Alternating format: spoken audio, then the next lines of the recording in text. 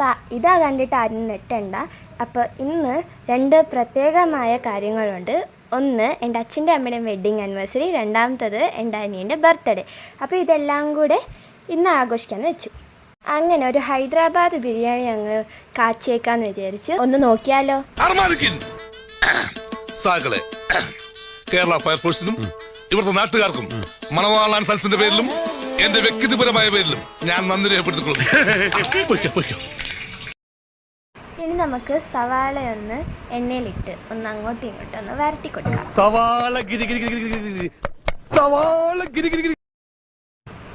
അതേപോലെ നമുക്ക് സവാളയൊന്ന് നല്ലോണം ഒന്ന് ചെയ്തെടുക്കാം. ഇനി അടുത്തതായിട്ട് മാഗ്നേറ്റ് ചെയ്ത ചിക്കന് അങ്ങോട്ടും ഇങ്ങോട്ടും മരച്ചിടാം. ഇതെന്തിനാന്ന് ചോദിച്ചാൽ ചിക്കൻ അടുക്കി പിടിക്കാതിരിക്കാൻ വേണ്ടിയിട്ടാണ്. അതിങ്ങനെ അങ്ങോട്ടും ഇങ്ങോട്ടും ഒന്ന് ഇളക്കി കൊടുത്താലേ ഇതൊന്ന് ശരിയാകത്തുള്ളൂ. ഇനി നമുക്ക് കല്ലുപ്പൊന്ന് ഇട്ട് കൊടുക്കാം. പിന്നെ കുറച്ച് കഴിഞ്ഞിട്ട് അതൊന്ന് അടച്ച് വീണ്ടും തുറന്ന് ഇളക്കി ഒന്ന് കൊടുക്കുക. ഒരു ഗ്രേവി ഫോമാറ്റ് ആക്കിയെടുക്കണം. ഇനി നമുക്ക് നെയ്യ് എടുക്കാം, എന്നിട്ട് അതൊന്ന് ഒഴിച്ചു കൊടുക്കാം. പിന്നെ നമുക്കിതൊന്ന് ചൂടായി വരുമ്പോഴത്തേക്കിനും കുറച്ച് ഏലക്ക ഇട്ട് കൊടുക്കാം. ഇതിനകത്ത് നമ്മൾ ഇപ്പോൾ ഇടുന്നത് 3-4 ഇടുന്നുണ്ട് ഒരു ഏലക്ക. ഇനി നമുക്ക് കുറച്ച് ഗ്രാമ്പു, കരുവേപ്പില, പിന്നെ നല്ലൊരു ചില്ലറ സംഭവങ്ങളും ബേ ലീഫും ഒക്കെ ഒന്ന് ഇട്ട് കൊടുക്കാം. പിന്നെ ബാക്കിയുള്ള സ്പൈസസും ഒക്കെ ഒന്ന് ഇതിനകത്ത് മിക്സ് ചെയ്ത് കൊടുക്കാം. എന്നിട്ട് നമുക്ക് ചോറിട്ട് കൊടുക്കാം. അതിന് ശേഷം അതൊന്ന് ഇളക്കി കൊടുക്കാം. പിന്നെ അതിന് ശേഷം അതൊന്ന് വെന്ത് ആ ചിക്കൻ ഗ്രേവിയുടെ മണ്ടയ്ക്കോട്ട് ആ ചോറിടുക. ഓരോ കപ്പായിട്ടാണ് അവരിടുന്നത്, കാരണം കുറേ ചോറുണ്ടായിരുന്നു. ഒരു 40-50 പീപ്പിളൊക്കെ കഴിക്കാൻ പറ്റുന്ന അത്രയും ചോറാണ് നമ്മൾ ഉണ്ടാക്കിയിരിക്കുന്നത്. പിന്നെ അതിൻ്റെ മണ്ടയ്ക്ക് ഡെക്കറേഷൻസ്, അല്ലറ ചില്ലറ കാര്യങ്ങളും ഒക്കെ ഒന്ന് വെച്ച് കൊടുക്കാം. ഇത് തീർന്നില്ലേ? ഞാനിത് തിന്നല്ല, അതിലിത്തിരി ജീരകത്തിന്റെ കുറവുണ്ട് കേട്ടോ, കുറച്ചുകൂടി പഠിച്ചിട്ടുള്ളൂ. പോഞ്ഞിക്കരെ ഇതിൽ മസാല പിടിച്ചിട്ടില്ലല്ലോ. ഞാൻ മസിൽ പിടിച്ചിട്ട് തന്നെയാണ് ഇളക്കണത്. മസിൽ പിടിക്കുന്ന കാര്യമല്ല, മസാല. ഇതിലാരാ ചേരുവ ചേർത്ത്? ഞാനാ. അത് തന്നെ. എങ്ങനെ വെറുതെ അല്ല, എല്ലായിടത്തും അച്ചുകൊണ്ട് കൈ എത്രയെന്ന് പറഞ്ഞാ എന്താണോ തേയിലുള്ളിൽ കളിക്കാ? അതിട്ടങ്ങടെ കളിക്ക. എന്താ അവിടെ ഒരു കോട്ട് പോയിടാൻ പാടില്ലേ? ഇത് പിന്നെ രുചിച്ചു നോക്കേണ്ട കാര്യമില്ല, കൈപ്പുണ്യത്തിന്റെ ഒരു മണം തന്നെ അടിക്കുന്നു. വെതറി കൊടുത്തതിന് ശേഷം ഒരു ഡെക്കറേഷൻ പോലെ അതിൻ്റെ മണ്ടയ്ക്കിട്ട് പതുക്കെ പതുക്കെ ഓരോ ലെയറായിട്ടിട്ട് അതിന് ശേഷം നമ്മുടെ മസാലാസൊക്കെ വീണ്ടും ഗ്രാമ്പ്, പിന്നെ മല്ലിപ്പൊടി, ഇതൊക്കെ ഒന്ന് ഇട്ട് മണ്ടയ്ക്ക് ഒന്ന് വെക്കാം. ഇനി നമുക്ക് ഗ്യാസിൻ്റെ മണ്ടയ്ക്കേക്ക് കയറ്റി വെക്കാം.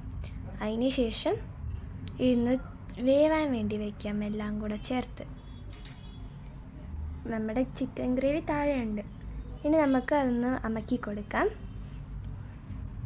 അപ്പോൾ ഇതാണ് ഹൈദരാബാദി ദം ബിരിയാണി. നമ്മൾ ജസ്റ്റ് വീഡിയോ എടുക്കും. ഇയാളും കൂടെ ഇങ്ങോട്ട് വന്നൊന്ന് ഹെൽപ്പ് ചെയ്യടാ. അയ്യോ അത് പറ്റൂല, എനിക്കിങ്ങനെ പറയാനല്ലേ പറ്റൂ. ഇത് ഒന്ന് അടച്ചു വെക്കാൻ വേണ്ടിയിട്ട് അവർ മൈദ കലക്കി അതിൻ്റെ സൈഡിലേക്കൊന്ന് തൂക്കുവാണ്. സോ അതൊന്ന് ഒട്ടിപ്പിടിച്ച് നിൽക്കാൻ ആ പാത്രം, അല്ലെങ്കിൽ ഇതൊന്ന് പൊങ്ങി വരില്ലേ, അതുകൊണ്ട് ഇങ്ങനെ സൈഡിലൊക്കെ അവരിങ്ങനെ മൈദ വരുന്നു. അങ്ങനെ മൈദ പുരട്ടി വെച്ചുകൊണ്ടിരിക്കുന്നു. ഓരോരോ ലെയറായിട്ടാണ് അവർ വെച്ചുകൊണ്ടിരിക്കുന്നത്. കാരണം ഇൻ കേസ് പോലും അതൊന്ന് ഒരു സൈഡിൽ പോലും ഗ്യാപ്പ് വരാതെ അവിടെ ഫുള്ളൊന്ന് കവർ ചെയ്തെടുക്കണം മൈദ വെച്ചിട്ട്. അങ്ങനെ കംപ്ലീറ്റ് ആയിട്ട് അവർ കവർ ചെയ്ത് വെച്ചിട്ടുണ്ട് ഗൈസ്. അങ്ങനെ കുറച്ചും കൂടെ അതൊന്ന് ജസ്റ്റ് വീണ്ടും ഒരു 2-3 ലെയറായിട്ട് അവരത് വെച്ച് കൊടുക്കുന്നുണ്ട്. ഒരു ഇൻ കേസ് ചാൻസ് പോലും ഇല്ലാതെ, ലൈക്ക് അത് പുറത്തേക്ക് പെട്ടെന്ന് വരാതിരിക്കാൻ വേണ്ടിയിട്ട് ഒരു ചാൻസ് ഇല്ലാതെ ജസ്റ്റ് ഒന്ന് നല്ലോണം അവർ കവർ ചെയ്തൊക്കെ കൊടുക്കുന്നുണ്ട് സൈഡിൽ. അങ്ങനെ അതിനെല്ലാത്തിനും ശേഷം ഒരു പാത്രം എടുക്കണം, എന്നിട്ട് അതിൻ്റെ മണ്ടയ്ക്കോട്ട് അമക്കി വെക്കണം. ഇനി കുറച്ച് കഴിഞ്ഞിട്ട് അതൊന്ന് വെന്തൊക്കെ കഴിഞ്ഞതിന് ശേഷം ജസ്റ്റ് അതിനെ ഒന്ന് തുറക്കാം. ഇത് തുറക്കാൻ പറ്റാത്തതുകൊണ്ട് ചട്ടുകം വെച്ചിട്ടാണ് അതൊന്ന് തുറന്നെടുക്കുന്നത്. അങ്ങനെ നമ്മുടെ ദം ബിരിയാണി റെഡി ആയിട്ടുണ്ട് ഫ്രണ്ട്സ്.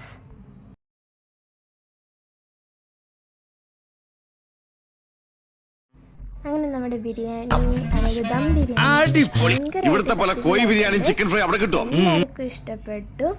അങ്ങനെ ഇത് മൈദയൊക്കെ ഒന്ന് അപ്പുറത്ത് ഇപ്പുറത്തു നിന്നൊക്കെ എടുത്തിട്ടുണ്ടായിരുന്നു.